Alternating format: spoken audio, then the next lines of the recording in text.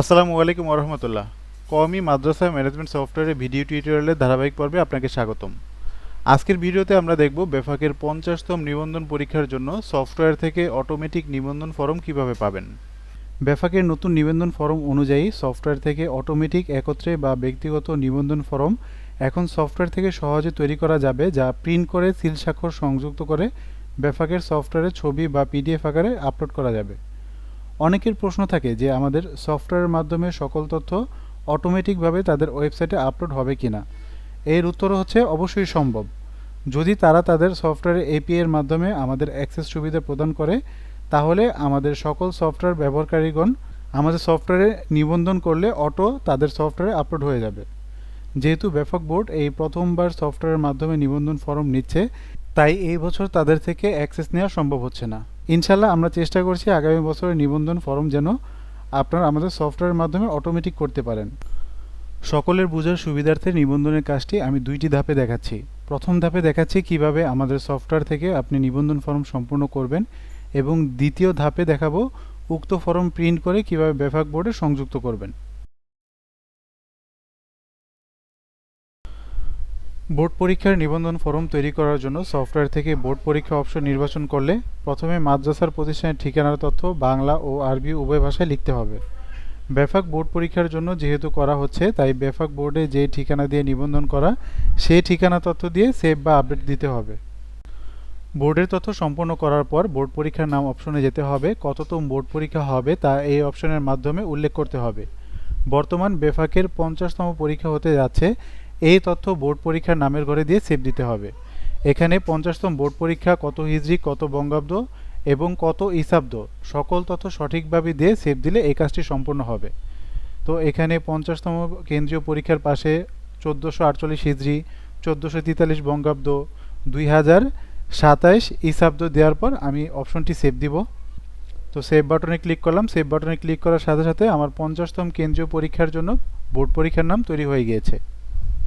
এভাবে প্রত্যেক বছর নতুন করে বোর্ড পরীক্ষার নাম তৈরি করতে হবে। বোর্ড পরীক্ষার নাম সেভ করার পর বোর্ডের পরীক্ষাটি কোন বোর্ডের অধীনে অনুষ্ঠিত হবে তা বোর্ডের নামের মধ্যে দিতে হবে। যেহেতু বেফাক বোর্ডের পরীক্ষা অনুষ্ঠিত হতে যাচ্ছে, তাই এখানে বেফাক বোর্ডের তথ্য অনুযায়ী তথ্য দিতে হবে। এই বছর নতুনভাবে ঠিকানা অপশন যুক্ত করা হয়েছে। বেফাক বোর্ডের ঠিকানা নিবন্ধন ফর্মে যুক্ত করার জন্য এখানে উক্ত ঠিকানা যুক্ত করতে হবে। তো এখানে ঠিকানা দেওয়া হলো 205 কাজলাপাড়, ভাঙা প্রেস, যাত্রাবাড়ি, ঢাকা 1236। এই অপশনটা দিয়ে আপডেট বা সেভ দিতে হবে। এতক্ষণ যে তথ্যগুলো সংযুক্ত করা হয়েছে বেফাক বোর্ডের নিবন্ধন ফরম হেডিংয়ে দেখা যাবে। বোর্ডের নাম, বোর্ডের ঠিকানা সহ যা যা যুক্ত করেছি সকল তথ্যগুলো ফরমের হেডিংয়ে দেখাচ্ছে। এভাবে বাকি তথ্যগুলো দিলে সবগুলো চলে আসবে।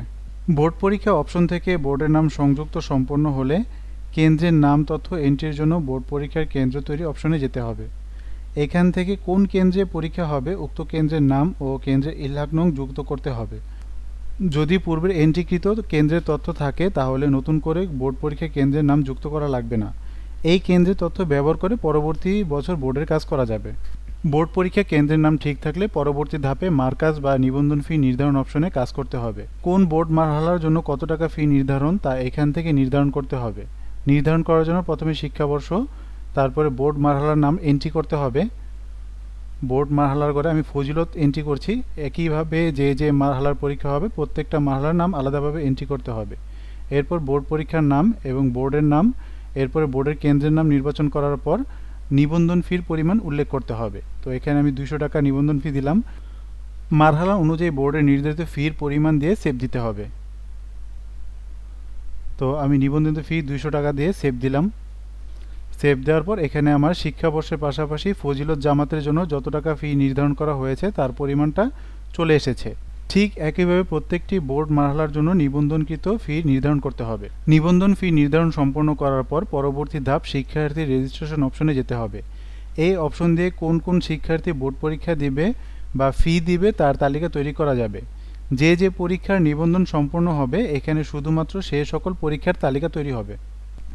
বোর্ড পরীক্ষার রেজিস্ট্রেশনের জন্য প্রথমে শিক্ষাবর্ষ নির্বাচন করতে হবে। যে জামাতের শিক্ষার্থী বোর্ড মারহালা পরীক্ষায় অংশগ্রহণ করবে সে জামাত নির্বাচন করতে হবে। জামাত নির্বাচন করলে উক্ত জামাতের সকল শিক্ষার্থীর তালিকা চলে আসবে। এই তালিকা থেকে যারা যারা পরীক্ষা দেবে তাদের রেজিস্ট্রেশন খুব সহজেই করা যাবে। তো এখানে বাংলা নাম, আরবি নাম সকল তথ্য দেখাবে। যদি আরবি নাম বা ইংরেজি নাম এন্ট্রি করা না থাকে তাহলে এখানে আরবি নাম এন্ট্রির মাধ্যমে যে কোনো শিক্ষার্থীর আরবি নাম এন্ট্রি করা যাবে। তো আরবি নাম এন্ট্রির মাধ্যমে শিক্ষাবর্ষ ক্লাস নির্বাচন করলে এখানে মোট যতজন শিক্ষার্থীর নাম এন্ট্রি করা হয়নি অতজন শিক্ষার্থীর তথ্য দেখাবে। তো আমরা ওকে দিলে এখানে একজন একজন করে শিক্ষার্থীর নাম চলে আসবে। এখানে যেমন এসেছে মোহাম্মদ ফিরোজ, পিতার নাম ফয়সাল মিয়া, মাতার নাম সাহারা খাতুন। এই তথ্যগুলো আমরা আরবিতে সম্পূর্ণ করব। এখানে শিক্ষার্থীর নাম, পিতার নাম এবং মাতার নাম আরবিতে এন্ট্রি করার পর যদি ঠিকানা এন্ট্রি করার প্রয়োজন হয় আরবিতে তো ঠিকানা এন্ট্রি করা যাবে, না প্রয়োজন হলে প্রয়োজন নেই। সকল তথ্য ঠিক থাকার পর আমরা সেভ দিলে শিক্ষার্থীর আরবি নাম সেভ হয়ে যাবে এবং পরবর্তী যে শিক্ষার্থী রয়েছে তার নামটা চলে আসবে। এভাবে ধারাবাহিকভাবে প্রত্যেকের নাম তথ্য এন্ট্রি করা যাবে। আরবি নাম এন্ট্রি করার পাশাপাশি আমরা শিক্ষার্থীর ইংরেজি নামও এন্ট্রি করতে পারবো। শিক্ষার্থীর ইংরেজি নাম এন্ট্রি করার জন্য ঠিক একইভাবে প্রথমে শিক্ষাবর্ষ এবং পরে জামাতের নাম নির্বাচন করলে যতজন শিক্ষার্থীর ইংরেজি নাম এন্ট্রি করা হয়নি ততজন শিক্ষার্থীর তালিকা চলে আসবে। তো এই তালিকা ওকে দেওয়ার পর ঠিক একইভাবে মোহাম্মদ ফিরোজের নাম চলে এসেছে। এখানে মোহাম্মদ ফিরোজের ইংরেজি নাম, তার পিতার ইংরেজি নাম এবং তার মাতার ইংরেজি নাম এন্ট্রি করতে হবে। ঠিক একইভাবে সকল শিক্ষার্থীর নাম তথ্য ইংরেজিতে এন্ট্রি করার পর সেভ দিলেই তার ইংরেজি নামটাও আরবি নামের পাশাপাশি সেভ হয়ে যাবে। একজনের নাম এন্ট্রি করার পর ধারাবাহিকভাবে আরেকজনের নাম চলে আসবে। এভাবে খুব সহজে আমরা আরবি নামের পাশাপাশি ইংরেজি নামও এন্ট্রি করতে পারবো। তো শিক্ষার্থীর আরবি ও ইংরেজি নাম এন্ট্রি করার পর আমরা এখানে জামাত নির্বাচন করলে দেখতে পারবো যার নামটা আমরা এতক্ষণ আরবি ও ইংরেজিতে এন্ট্রি করেছি। তো একইভাবে সকলের নাম তথ্য দেখা যাবে। এখান থেকে যদি কোনো শিক্ষার্থীকে বাদ দেওয়ার প্রয়োজন হয় তাহলে আমরা ডিলিট অপশনের মাধ্যমে যে কোনো শিক্ষার্থীকে বাদ দিতে পারি, তাহলে তারা রেজিস্ট্রেশন ফর্মে যাবে না।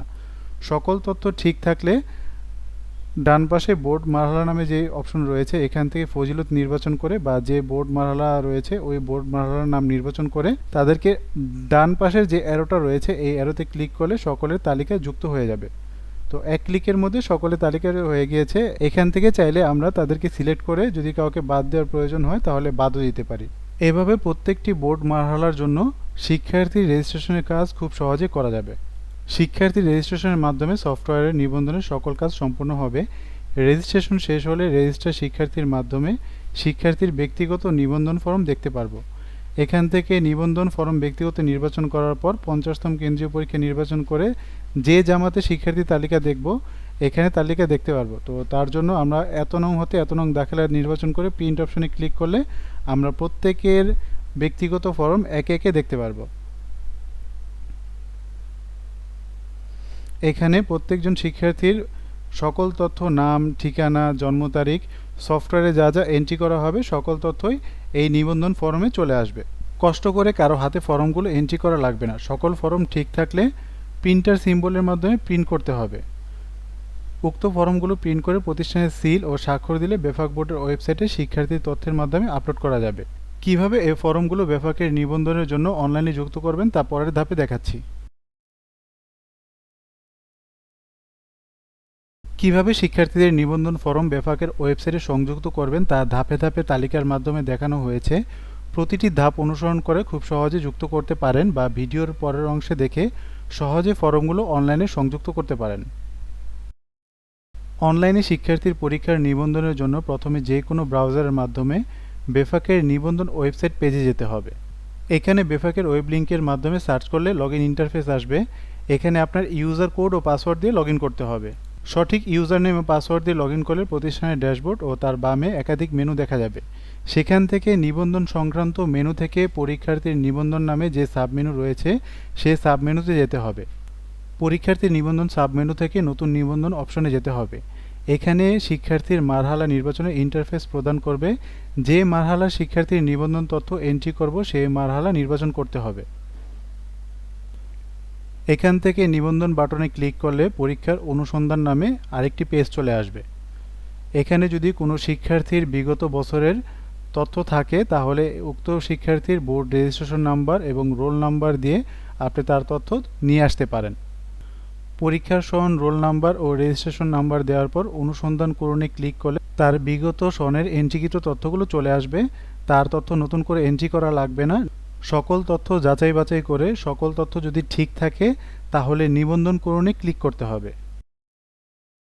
এতে করে তার সকল তথ্যগুলো প্রদর্শিত হবে। নতুন পরীক্ষার্থীর জন্য নতুন পরীক্ষার্থীর নিবন্ধনে ক্লিক করার পর পরীক্ষার্থীর নিবন্ধন ফরম চলে আসবে। বর্তমান বছরের জন্য শুধুমাত্র সফটওয়্যার থেকে কপি করে তথ্যগুলো ওয়েব পেজে পেস্ট করতে পারেন। ইনশাআল্লাহ আগামী বছর থেকে আমরা এটা অটো করার চেষ্টা করব।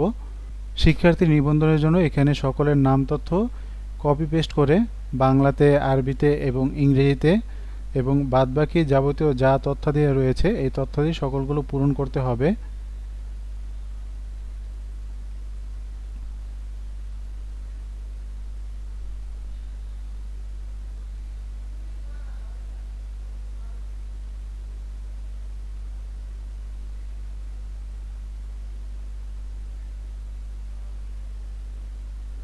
সকল তথ্য পূরণ করার পর পরবর্তী অপশনে গেলে এখানে অপশনাল বিষয় নির্বাচন করার সুযোগ দিবে।